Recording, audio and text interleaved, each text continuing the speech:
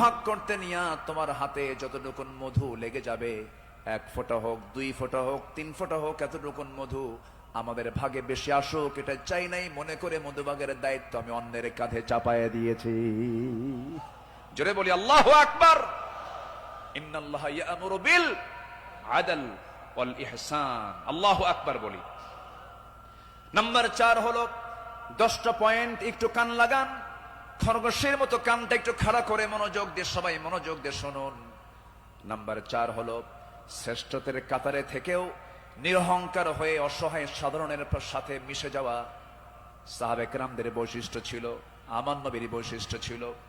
আল্লাহ রাব্বুল আলামিন অর্ডার করেছেন ওয়াখফিদ জানাহাকা লিমান ইত্তাবা'আকা মিনাল মুমিনিন। সূরা শুআরা 215 নম্বর আয়াত। মুমিনদের মধ্যে যারা তোমার অনুসরণ করে তাদের প্রতি তোমার বাহুকে অবনত করো, তাদের জন্য তুমি সুন্দর করে তাদের পাশে দাঁড়িয়ে যাও, দিলটা নরম করে তাদের সঙ্গে কথা বলো। জোরে বলি সুবহানাল্লাহ। আমার বন্ধুগণ, এই ব্যাপারে আমার নবী সবার আগে তিনি এগিয়ে এসেছেন। ঈদের দিন আমার নবীজি দেখেন জীর্ণ শীর্ণ পোশাকের ছোট্ট একটা বাচ্চা কাঁদতেছে আর হাঁটতেছে। আমার নবীজি জড়িয়ে ধরলেন, কোলের মধ্যে তুলে বলছেন কাঁদো কেন সন্তান, কি হয়েছে বলো? বাপ নাই মা নাই, দুইজনে দুনিয়া থেকে বিদায় নিয়েছেন। আমার নবীজি ধুলাই মলিন সন্তানটাকে শিশুটাকে কোলের মধ্যে তুলে নিয়ে সোজা ঘরের মধ্যে ঢুকলেন। ঢুকে বলছেন আয়েশা বাচ্চা নিয়ে আসছি, সন্তান নিয়ে আসছি।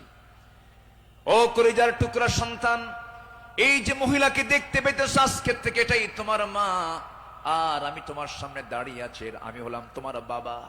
আমার নবী ইতিমদের পাশে এমন করে সারা জীবন দাঁড়িয়েছেন, কারণ আল্লাহ রাব্বুল আলামিন তাকে অর্ডার করেছেন আলাম ইয়াজিদকা ইয়াতীমান ফাআওয়া ওয়া ওয়াজাদাকা দাল্লান ফাহাদা ওয়া ওয়াজাদাকা আইলান ফাআগনা ফাআম্মাল ইয়াতীমা ফালা তাকহার ওয়া আম্মাস সাইলা ফালা তানহার ওয়া আম্মা বিনি'মাতি রাব্বিকা ফাহাদ্দিস। আমার বন্ধুগণ, সাইয়েদনা আবু বকর সিদ্দিক রাদিয়াল্লাহু আনহুর খেলাফত আমল চলছিল। সাইয়েদনা আবু বকর রাদিয়াল্লাহু তাআলা আনহু সেই সময় যখন তিনি খেলাফত পেলেন, নতুন যখন তিনি দায়িত্ব পেলেন, খেলাফত গ্রহণ যখন তিনি করলেন, নতুন খলিফা হয়েছেন, এই খেলাফতের সংবাদ পেয়ে অনেকে আনন্দ প্রকাশ করছে। সুন্দর একজন খলিফা আমরা পেয়েছি। কিন্তু ওই মদিনার ছোট্ট একটা গ্রামের একজন মহিলা অঝরে ঝাড়ে কাঁদতেছে, কান্নায় সে ভেঙ্গে পড়ছে। সবাই বলল মহিলা তুমি কান্দো কেন, ও নারী তুমি কান্দো কেন, ও মহিলা তুমি কান্দো কেন, কান্নার হেতুটা কি? সঙ্গে সঙ্গে মহিলা বলতেছে কান্নার কারণ হলো এমন একজন ব্যক্তি খেলাফতের দায়িত্ব পেয়েছে যে লোকটা আমার বাড়ির প্রত্যেকদিন ছাগলটা দহন করে যেত, ছাগলের দুধটা দহন করত। আজকে সে খেলাফতের দায়িত্ব পেল, কিন্তু আমার এই ছাগলের দুধটা দহন করার মতো লোক আর আমি পাবো না, এই জন্য আমি কান্দি। ওই মহিলার কান্না যখন সাইয়েদনা আবু বকরের কানে যখন সংবাদটা চলে গেছে, ওই মহিলার সামনে দাঁড়িয়ে বলছেন মহিলা কেঁদো না, আমি খলিফার দায়িত্ব পেয়েছি, খেলাফতের দায়িত্ব পেয়েছি বলে তোমার দায়িত্ব আমি পালন করব না, ভুল কথা। আমার দায়িত্ব এটাও রয়ে যাবে, আমার খেলাফতের দায়িত্ব রয়ে যাবে। জোরে বলেন সুবহানাল্লাহ। ইবনে আসাকার বলেন, সিরাত গ্রন্থে এসেছে সাইয়েদনা আবু বকর সিদ্দিক রাদিয়াল্লাহু তাআলা আনহু একটা গ্রাম ছিল, একটা পল্লী ছিল, ছোট্ট একটা মহল্লা ছিল। ওই মহল্লার প্রত্যেক ঘরে ঘরে গিয়ে সাইয়েদনা আবু বকর প্রত্যেক ঘরের ছাগলগুলোর দুধ তিনি দহন করে দিয়ে আসতেন। জোরে বলেন সুবহানাল্লাহ। আরো জোরে বলে সুবহানাল্লাহ। শ্রেষ্ঠত্বের কাতারে থেকেও নিরহংকারী হয়ে তারা জনগণের খাদেম ছিলেন, জনগণের খেদমত তারা করেছেন। রাতের বেলা একদিন তিনি খালি পায়ে হাঁটতেছেন। কি পায়ে বলেন? খালি পায়ে হাঁটতেছেন। সাইয়েদনা ওমর ফারুক দেখে বলছেন আমিরুল মুমিনিন আপনি খালি পায়ে হাঁটেন কেন? পাথরের আঘাতে আপনার চামড়া ফেটে তো রক্ত বের হয়ে যাবে, আপনি আহত হয়ে পড়বেন, রক্তাক্ত হয়ে যাবেন। তিনি বলছেন ভাই ওমর, এই রাতের গভীর রাত্রিতে গভীর নিশীথে আমি যদি জুতা পায়ে হাঁটতে যাই, পাথরের সাথে জুতার একটা আঘাত লাগবে, একটা শব্দ সৃষ্টি হয়ে যাবে। এই শব্দে যদি আমার নাগরিকের যদি ঘুমের ব্যাঘাত হয়, কিয়ামতের দিন আমাকে তার জন্য আসামির কাঠ গড়ায় দাঁড়াতে হবে। জোরে বলি আল্লাহু আকবার। ঢাকা থেকে নেতা আসিতেছেন চট্টগ্রাম, ঢাকা চট্টগ্রামের রোড 4 ঘন্টা বন্ধ। এমন নেতৃত্ব আমরা চাই না।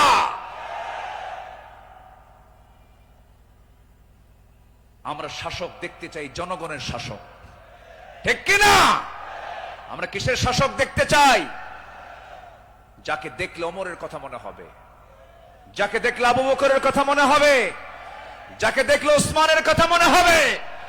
একটা ওমর আল্লাহ পাক তুমি বাংলার জমিনে দিয়া দাও। জোরে বলি আল্লাহুম্মা আমিন।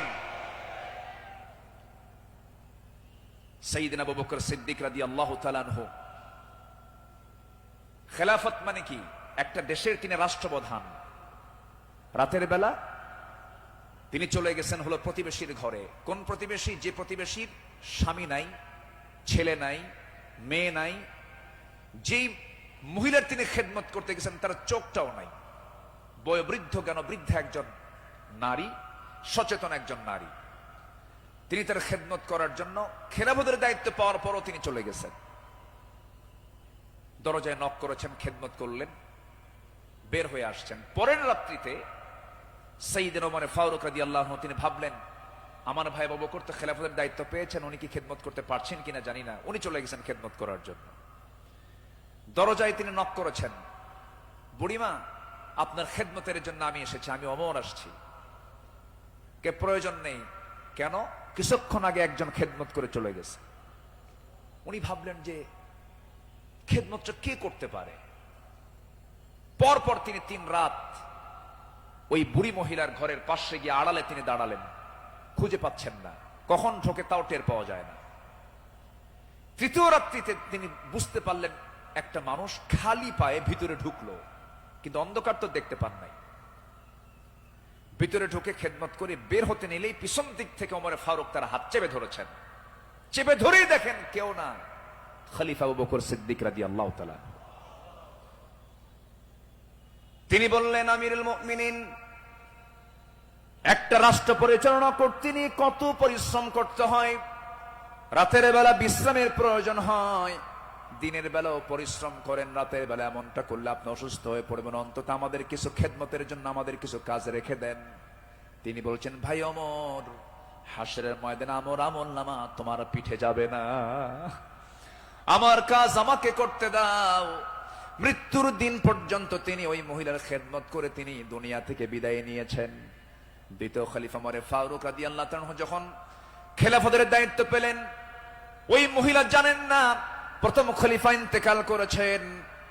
খেলাফতের দায়িত্ব যেদিন পেয়েছেন সেই দিনই রাত্রে বেলায় ওমর ফারুক তিনি চলে গেছেন মহিলার ঘরে।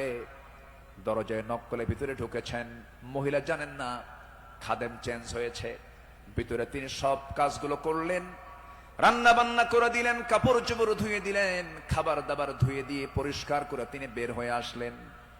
মহিলা অন্ধ মানুষ, বসেছেন খাবার খেতে, সামনে খেজুর নিয়ে যখন বসেছেন, খেজুর একটা মুখে নেওয়া মাত্রই দাঁতের নিচে যখন খেজুরের বিচি যখন পড়ে গেছে, সঙ্গে সঙ্গে মহিলা বলতেছেন ইন্না লিল্লাহ।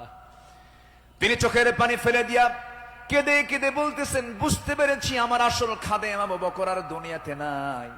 আমার আবু বকর যখন আমার খেদমত করতে আসতো, যখন সে খেজুরগুলো আমাকে ধুয়ে দিত, শুধু খেজুর শুধু ধুয়ে দিত না, খেজুরগুলো ধুয়ে ভিতরের যে বিচিগুলো আছে বিচিগুলো সরায়া আমার সামনে রেখে দিতে, যেন আমার খেতে কোনো কষ্ট না হয়। জোরে বলে সুবহানাল্লাহ, আর জোরে বলে সুবহানাল্লাহ। শাসক ছিলেন, শাসকের কাতারে থেকেও তারা নিরহংকারী হয়ে জনগণের সেবা করেছেন। আল্লাহু আকবার বলেন। সাইয়েদনা ওমর ফারুক রাদিয়াল্লাহু তাআলা আনহু তিনি যেদিন শাসনভার তার কাছে আসে, তার কাঁধে যখন আসে,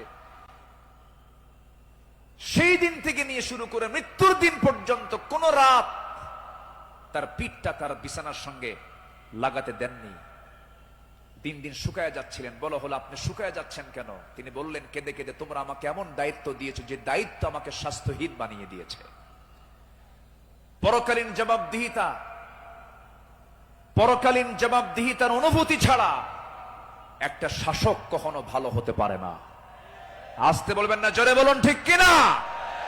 অতএব সেই গদি সমস্যার সমাধানের জন্য আমরা চাই যোগ্য, সৎ, আল্লাহওয়ালা, কোরআন প্রেমিক একজন শাসক আমরা চাই। আল্লাহ কবুল করুন, আল্লাহ কবুল করুন। এই কথাটা কেন বললাম, কারণ এখন যে সরকারটা আছে এটা কি স্থায়ী না অস্থায়ী, এই জন্য আলোচনার মধ্যে এই ফাঁকে এই কথাটা একটু বলে ফেললাম। সম্মানিত ভাইয়েরা, আমার সময় তো ফুরে যাচ্ছে, আমাকে শেষ করতে হবে। শেষ কি করে দেব? আলোচনা চলুক, হুজুর মরুক। জি, জোরে বলি ইনশাআল্লাহ। জি, আল্লাহ কবুল করুন, জোরে বলি আমিন। নাম্বার 5, সকল দুর্নীতি এবং অন্যায়ের বিরুদ্ধে কঠোর অবস্থান। আমার নবীরও ছিল, সাহাবে কেরামদের মাঝে এই বিষয়ে তারা খুব সতর্ক থাকতেন। আল্লাহ রাব্বুল আলামিন বলেন, ওয়ালা তাকুলু আমওয়ালাকুম বাইনাকুম বিল বাতিলি ওয়া তুদলু বিহা ইলাল হুক্কামি লিতাকুলু ফারীকাম মিন আমওয়ালিন নাসি বিল ইসমি ওয়া আনতুম তা'লামুন। জোরে বলুন আল্লাহু আকবার।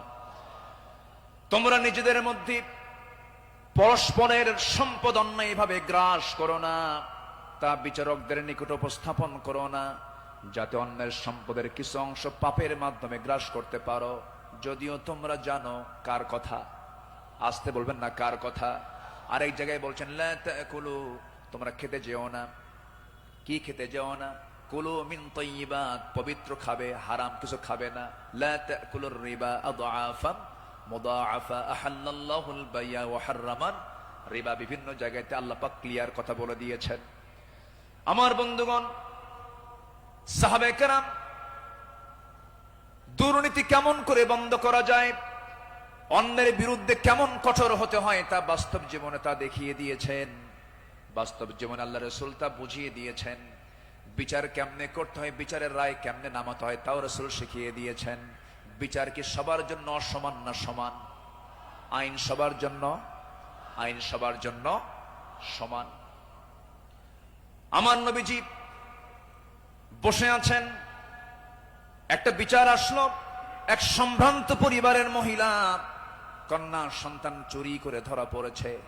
রাসূল বললেন, কোনো কথা নাই, হাত কাটো, হাত কেটে ফেলো। রাসূল অর্ডার দিলেন। আমার নবীর উপরে কথা বলার কোনো সাহস কারো নাই। ওই সম্ভ্রান্ত পরিবারের লোকজন এসে সাইয়েদনা ওমর ফারুককে বিভিন্ন কিছু বুঝায়া দিয়ে বলছেন, আপনি যদি রাসূলকে সুপারিশ করেন হয়তো রাসূল শুনতে পারেন। সাইয়েদনা ওমর ফারুক এসে আমার নবীর সামনে দাঁড়িয়ে বলছেন, ইয়া রাসূলুল্লাহ, যে মহিলার হাত কাটার অর্ডার দেওয়া হয়েছে সে তো সম্ভ্রান্ত পরিবারের, দেখুন তো কিছু করা যায় নাকি?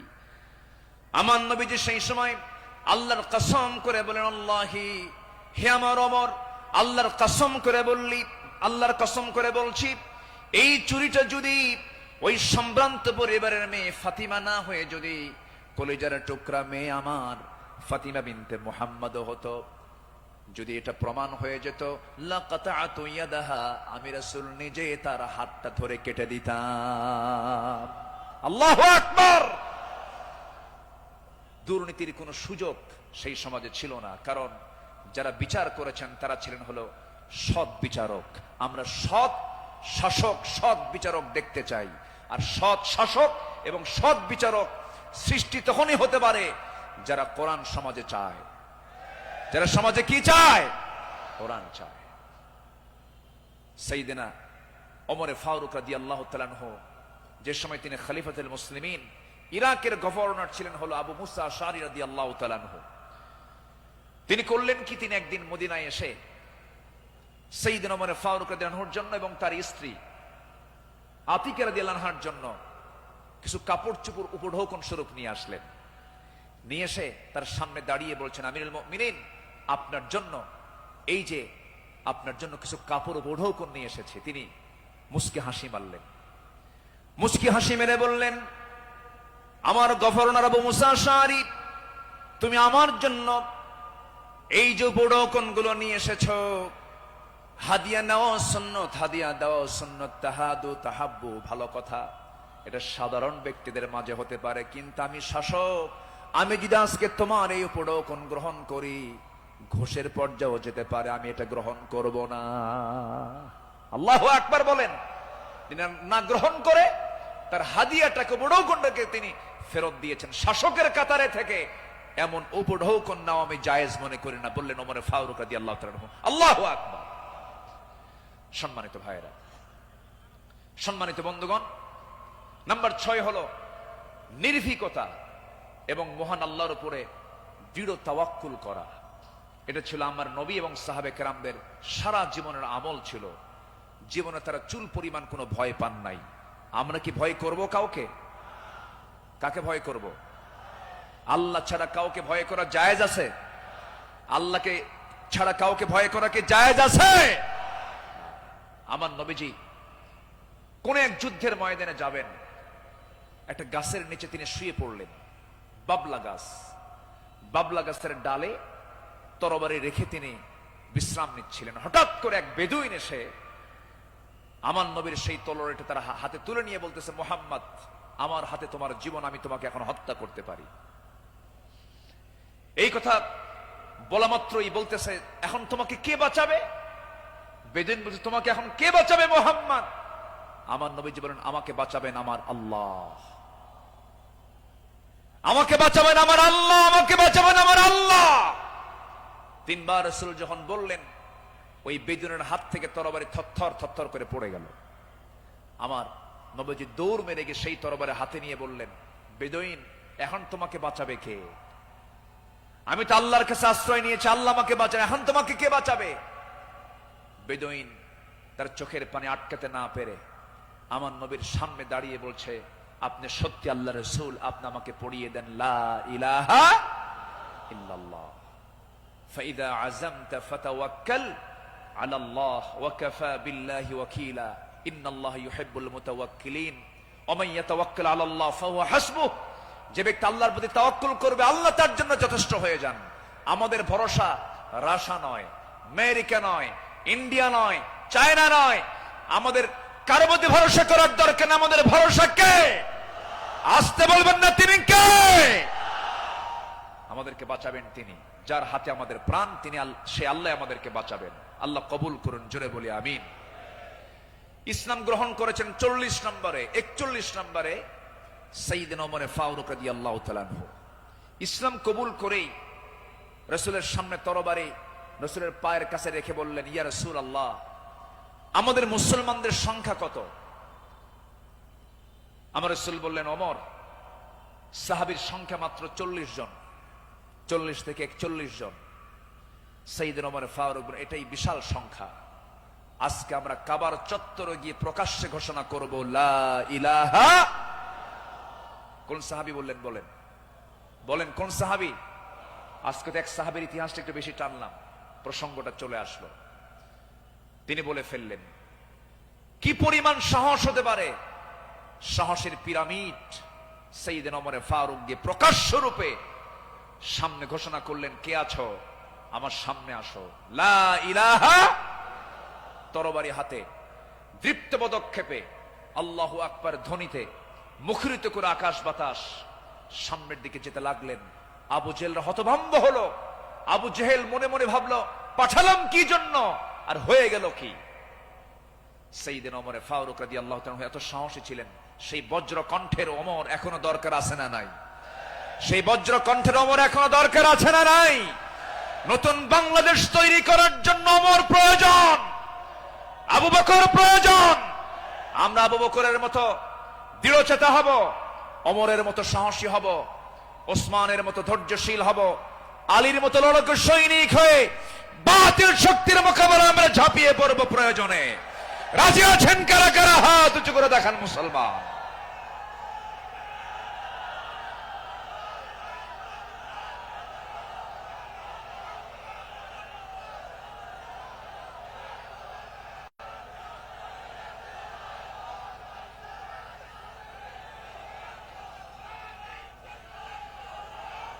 আল্লাহ কবুল করুন, জোরে বলে আমিন, আরো জোরে আমিন। আল্লামা ইকবাল এই জন্য সাহাবাদের ভূমিকা বর্ণনা করে বর্তমান সময়ের মুসলিমদের দুরবস্থা নিয়ে আফসোস করে তিনি একটা লাইন বলেছেন। তিনি কি বলেছেন? सफहावर से बातिल को मिटाया किसने, नुए इंसान को गुलामी से छुड़ाया किसने, मेरे काबे को जमीनों से बचाया किसने, मेरे कुरान को सीनों से लगाया किसने, थे तू अबाओ तुम्हारे ही मगर तुम क्या हो, हद पर हद दहरे मुंतजरे फरदा हो। কবি, বিশ্বকবি আল্লামা ইকবাল তিনি বলছেন, যারা এসব অসার বাতিল দূর করেছে জগৎ হতে, ছাড়িয়েছে মানব কুলে দাস গোলামির কবল হতে, কাবা ঘরে সেজদা করার জাগলো প্রথা যাদের সাথে, বুকে কোরআন ধারণ করা শিখল জগৎ যারা যারা হাতে, তারা তোদের পূর্বপুরুষ আর আজিকে তোমাদেরকে হে ইন্তেজারি করছে বসে হাতের উপর হাতটি রেখে। আফসোস করে তিনি বলছেন, সাহাবীরা কি করে গেলেন আর তোমরা কি করছো? তোমরা এক একটা ওমর হয়ে যাও, এক একটা আবু বকর হয়ে যাও, জান্নাত পাওয়ার জন্য সাহাবীদের অনুসরণটাই তোমার জন্য যথেষ্ট হয়ে যাবে। জোরে বলি সুবহানাল্লাহ। নাম্বার 7 হলো নিজ দায়িত্বের ভারে অস্থির চিত্ততা নিয়ে আমার রাসূল চলতেন, সাহাবে কেরামও চলতেন। আমার নবীজি বিদায় হজের ভাষণের দিন আমার নবীজি কেঁদে অস্থির হয়ে যাচ্ছিলেন। সাহাবে কেরামকে লক্ষ্য করে বলছেন, ওয়া আনতুম তুসআলুনা আন্নী ফামা আনতুম কাইলুন, আমার ব্যাপারে প্রশ্ন করা হলে তোমরা কি বলবে? সাহাবীরা বললেন, নাশহাদু আন্নাকা ক্বাদ বাল্লাগতা ওয়া আদাইতা ওয়া নাসাহতা, আমরা সাক্ষ্য দেব আপনি দায়িত্ব পালন করেছেন, আপনি উপদেশ দিয়েছেন। এই কথা শুনে আমার নবীজি শাহাদাত আঙ্গুলি উঁচু করে আকাশের দিকে লক্ষ্য করে আল্লাহকে বলছেন, আল্লাহুম্মা শাহাদ, আল্লাহুম্মা শাহাদ, আল্লাহুম্মা শাহাদ। আল্লাহ তুমি সাক্ষী থাকো, আল্লাহ তুমি সাক্ষী থাকো, আমার সাহাবীরা আমার পক্ষে কথা বলছে। আল্লাহু আকবার বলেন। নিজের দায়িত্ব নিয়ে রাসূল খুব অস্থির চিত্ততা প্রকাশ করতেন মাঝে মাঝে। আমার বন্ধুগণ, আমার নবীজি মাঝে মাঝে এত পরিমাণ কাঁদতেন, কান্নার পরিমাণ এত হতো, আমার নবীজি যখন সেজদায় পড়ে যেতেন না, সেই শরীফের হাদিসে এসেছে, পানি গরম হলে পরে টকবক যেমন আওয়াজ হয়, ফুটন্ত পানি যেমন টকবক টকবক আওয়াজ করে, আমার নবীজি সেজদার সময় এত পরিমাণ কাঁদতেন। আমার নবীজির সেজদার সময় যে মুখ থেকে কান্নার আওয়াজটা বের হতো টকবক করা পানির মতো, এত কাঁদতেন তিনি। কেন কাঁদতেন? কি জন্য কাঁদতেন? তিনি শুধু চেয়েছেন, ও আল্লাহ, আমার উম্মতকে তুমি জাহান্নাম দিবা না, আমার উম্মতকে তুমি জান্নাত দিবা। তিনি তার নিজের জন্য বেশি কেঁদেছেন না, উম্মতের জন্য বেশি কেঁদেছেন, উম্মতের জন্য বেশি কেঁদেছেন। আমার বন্ধুগণ, এই জন্য এই পৃথিবীতে সবচাইতে বেশি ভালোবাসবে 1 নাম্বার কাকে বলেন? আসতে বলবেন না কাকে? নাম্বার 2 হচ্ছে মুহাম্মদ সাল্লাল্লাহু আলাইহি ওয়াসাল্লামকে আমরা ভালোবাসবো। তিনিও ভালোবেসেছেন।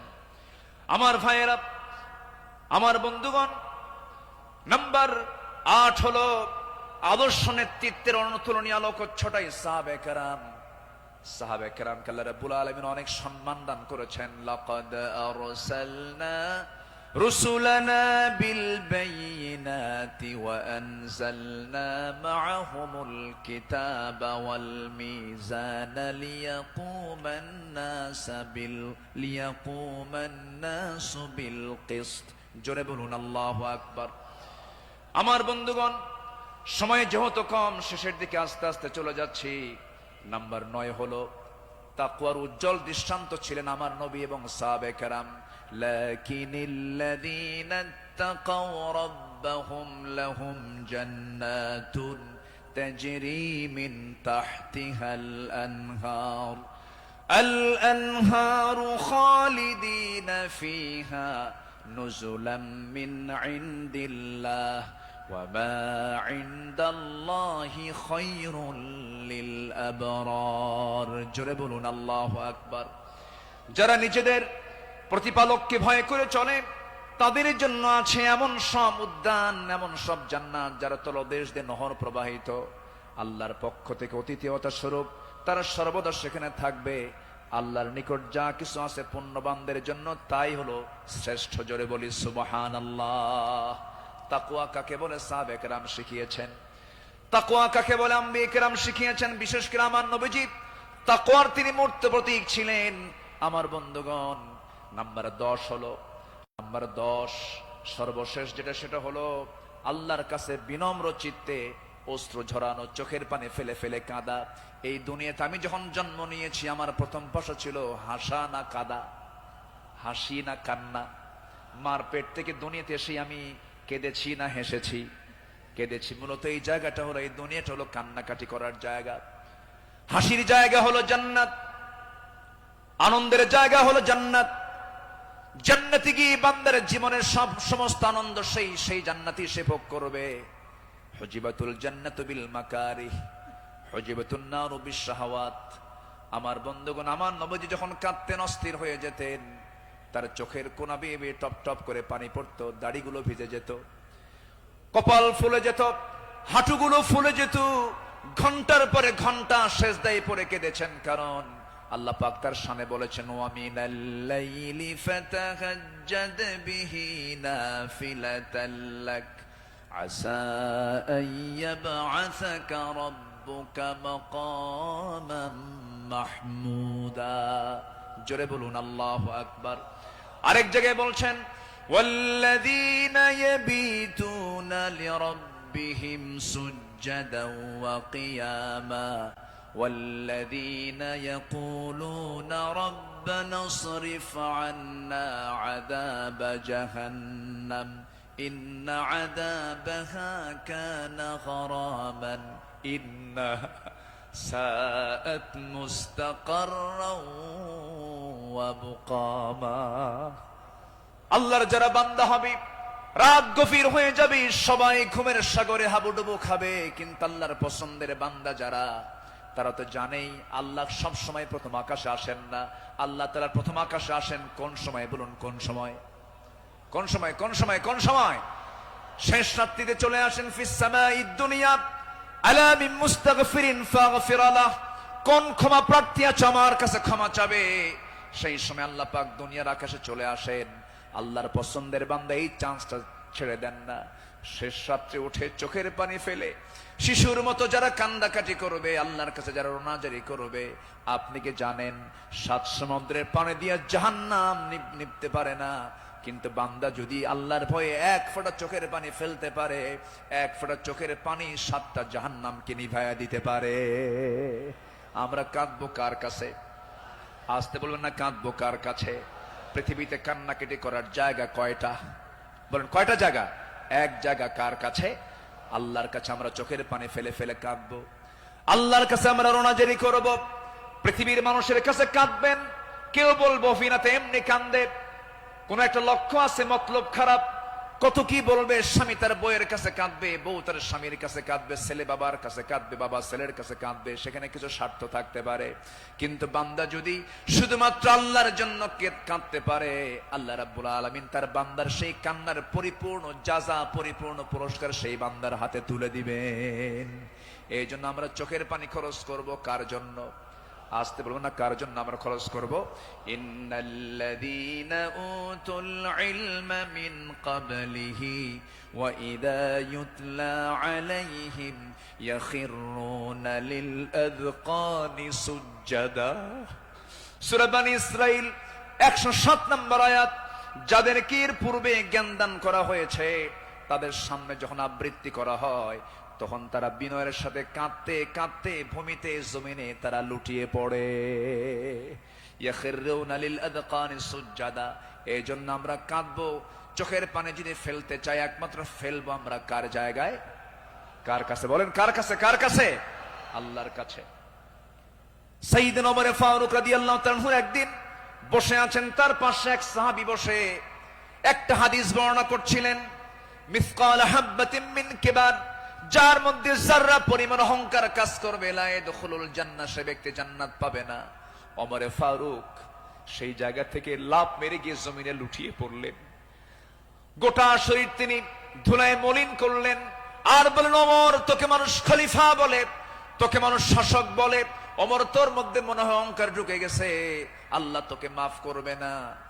আকাশের দিকে দুটো হাত তুলে আফসোস করে বলছেন, আকাশের মালিক আল্লাহ, তুমি যদি গোটা দুনিয়ার সমস্ত মানুষকে তুমি যদি জান্নাত দিয়ে দাও, আর একজন ব্যক্তিকে যদি জাহান্নাম দিয়ে দাও, আমার মনে হয় আমি ওমর সে একজন ব্যক্তি, জাহান্নাম আমি যাব মনে হয় আমার সে আমল নাই, আল্লাহ আমাকে মাফ করে দিও, আল্লাহ আমাকে ক্ষমা করে দিও।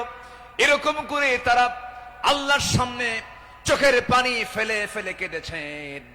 একজন সাহাবীর কাছে মুনাফিকের তালিকা ছিল, সেই সাহাবীর কাছে মাঝে মাঝে ওমরে ফারুক যেতেন, গিয়ে বলতেন, ভাই ওমর দেখো তো মুনাফিকের তালিকার মধ্যে আমি ওমর, আমার নামটা আছে নাকি, আমার নামটা আছে নাকি? সাহাবী বলতেন, ভাই ওমর আপনার নাম থাকবে কেন, আপনি তো জান্নাহ, ওমর ফিল জান্নাহ। তিনি উত্তরে বলতেন, ভাই রে আমার মন বলছে কেন যেন মনে হয় আমি কি মুনাফিকের কাতারে চলে গেলাম কিনা। কি চিন্তা তাদের মধ্যে কাজ করতো, কার ভয় কার ভয় কার ভয়, আসতে বলবেন না, কার ভয়? সবাই কি তাহাজ্জুদের নামাজ পড়তে রাজি আছেন?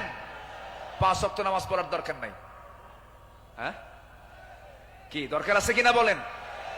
তাহলে 5 ওয়াক্ত নামাজও পড়বো, এবং স্পেশাল অফার, ওই সময় চোখের পানি ফেললে বান্দার কোনো দোয়া মিস হয় না, সেটা হচ্ছে কি, ওয়াল্লাযীনা ইয়াবিতুনা লিরাব্বিহিম সুজদান ওয়া কিয়ামা, যারা রাতটা কাটায় দেয় রুকুতে এবং সিজদার মধ্যে। কার কাছে?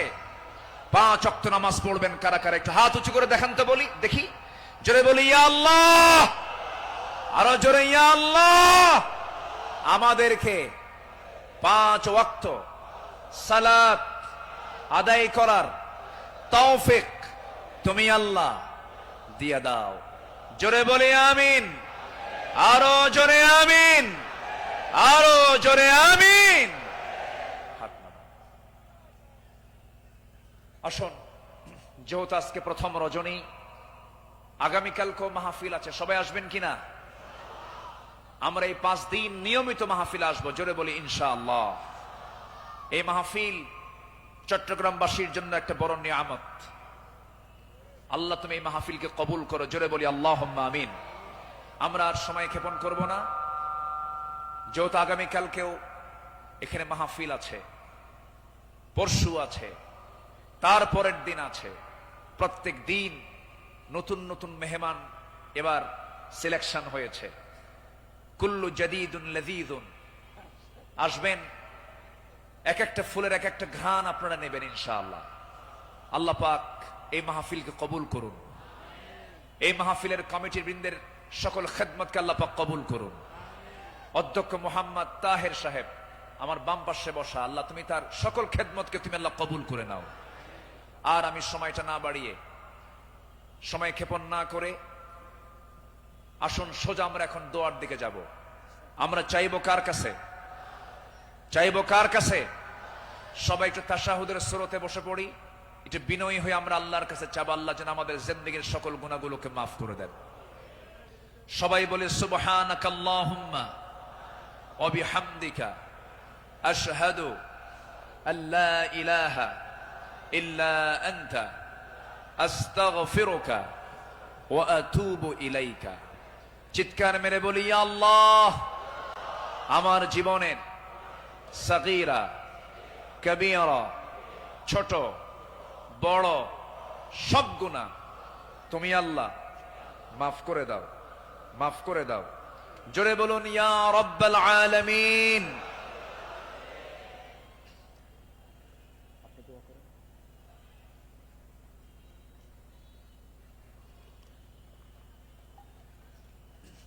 সবার কাছে আমি দোয়া চাই, সবাইকে আমার জন্য দোয়া করবেন।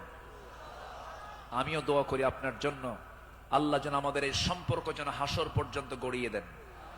জোরে বলি আল্লাহুম্মা আমিন, আল্লাহুম্মা আমিন। ربنا ظلمنا أنفسنا وإن لم تغفر لنا وترحمنا لنكونن من الخاسرين. ربنا لا تزغ قلوبنا بعد إذ هديتنا وهب لنا من لدنك رحمة إنك أنت الوهاب. আয় আল্লাহ তাআলা সন্ধ্যা থেকে শুরু করে নিয়ে 10টা পর্যন্ত দীর্ঘ সময় ধরে তোমার কালামের একটা আয়াতকে সামনে রেখে তোমার পছন্দের গোলাম আমাদের পয়গম্বর রাসূলের জীবন থেকে, তোমার পছন্দের বান্দা সাহাবে কেরামদের জীবন থেকে কিছু আলোচনা করেছি। তোমার কালাম থেকে কিছু কথা বলে শেষ সময়ে তোমার শাহী দরবারে কাঙ্গাল ফিকিরের মতো দুটো হাত পেতেছি। আল্লাহ, আয় আল্লাহ তাআলা, চট্টগ্রামের এই প্যারেড ময়দান তুমি আল্লাহ বান্দাদের দিকে তাকায় দেখো, ভিক্ষুকের মতো হাত পেতে আছে রে আল্লাহ। গুনার দিকে নজর দিও না, বান্দা মনে করে তামাম জিন্দেগীর সমস্ত গুনাহগুলোকে মাফ করে দাও। আয় আল্লাহ তাআলা, দুটো হাত যখন তুলে রাখি দুজন মানুষের কথা বেশি বেশি মনে পড়ে যায় রে।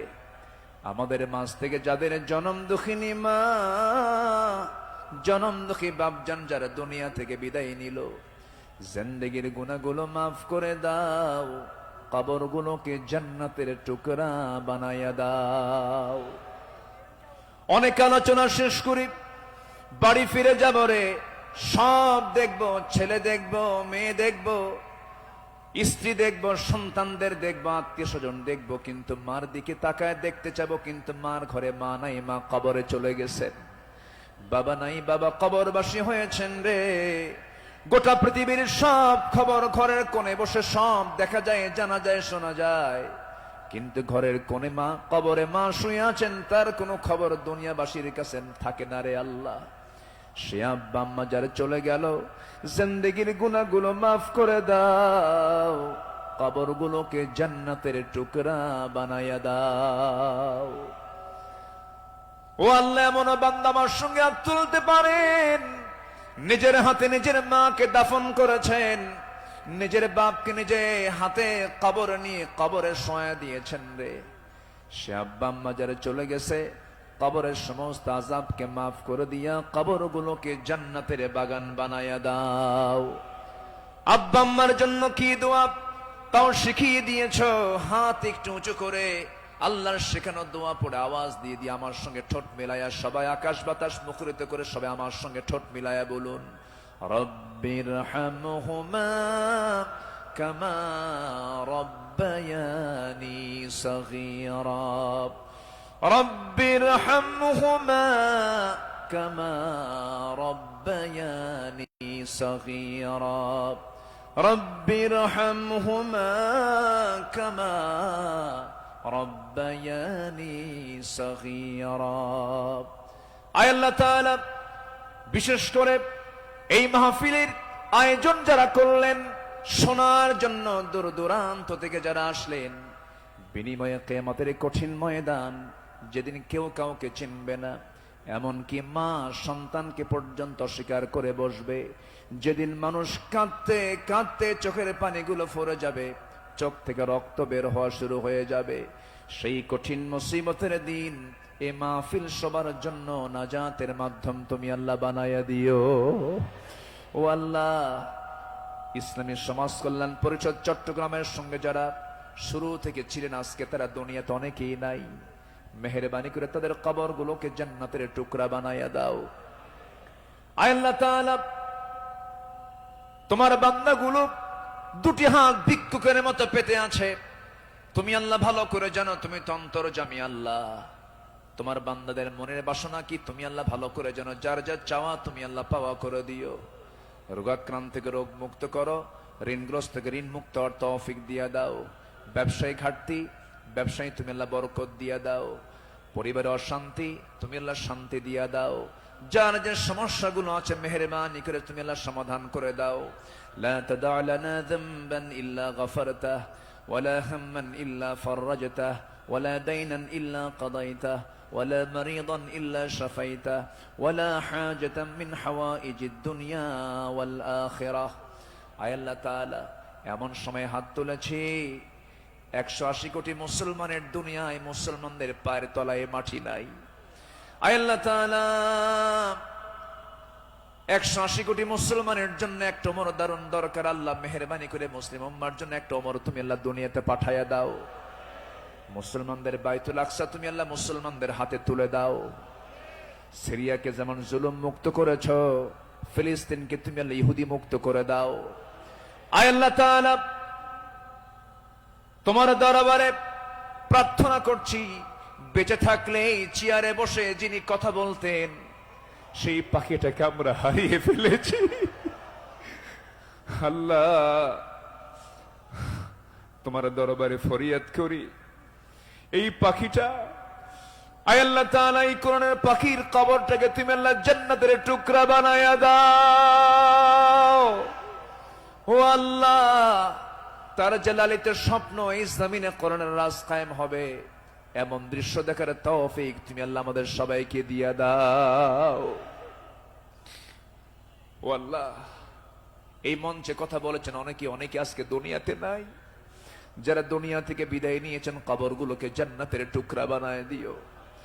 আয় আল্লাহ তাআলা, দুনিয়া থেকে কোন দিন বিদায় নেব জানি না, তবে যেদিন মরবরে টান মেরে ঘর থেকে বের করে দেবে, জীবনের শেষ গোসলটা হয়ে যাবে, মরা মুখ সব দেখে দেখে চলে যাবে, আত্মীয় স্বজন দিয়ে ঘর বাড়ি ভরে যাবে রে ভাই, চোখের পানি ফেলে ফেলে কাঁদবি, বউটা বলবি স্বামী আমার কোথায় চলে গেলে, এই যে সংসারের চাবিটা কার হাতে দেব? সন্তানগুলো কাঁদতে কাঁদতে গলা ভেঙে যাবে, অস্থির হয়ে পড়বে, অজ্ঞান হয়ে যাবে, সব টেনে হেঁচড়ে আমাকে ঘর থেকে জীবনের শেষবারের মতো বিদায় দিয়ে দেবে রে, জীবনের শেষ গোসলটা করায় দেবে। সেলাইওয়ালা কাপড় চোপড় গুলো ছিল সব কেচে দিয়ে কেটে কেটে খুলে খুলে নেবে, সমস্ত কাপড়গুলো অচল হয়ে যাবে রে।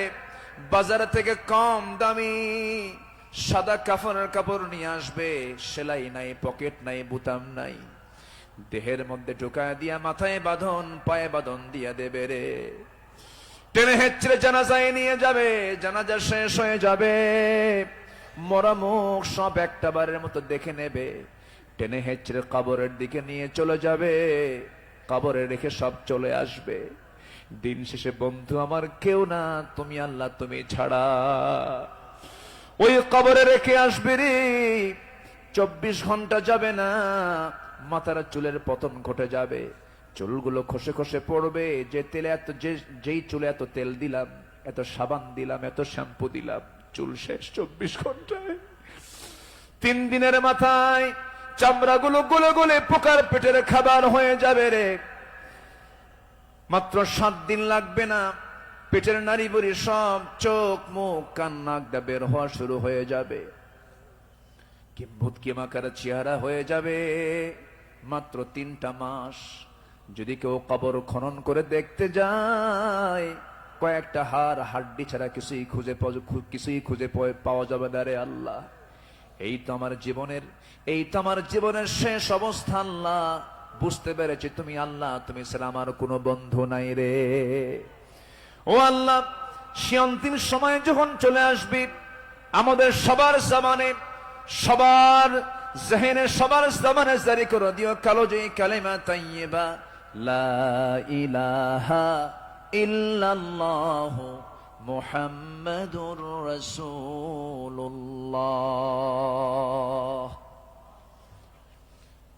আসসালামু আলাইকুম ওয়া রাহমাতুল্লাহি ওয়া বারাকাতুহু।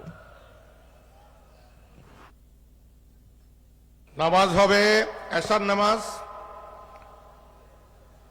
সবাই কাতার হয়ে যান। ইমামতের দায়িত্ব যার উপর আছে একটু মেহেরবানি করে দাঁড়িয়ে যান। আগামীকাল আসরের নামাজের পর থেকেই তাফসীর মাহফিলের কার্যক্রম শুরু হবে এবং আমাদের এশার নামাজের পর তাফসীর মাহফিলের বিভিন্ন ইন্তেজামিয়া কমিটির যারা বিভাগীয় প্রধান সবাই স্টেজে চলে আসবেন। স্টেজে আমাদের পর্যালোচনা বৈঠক আছে।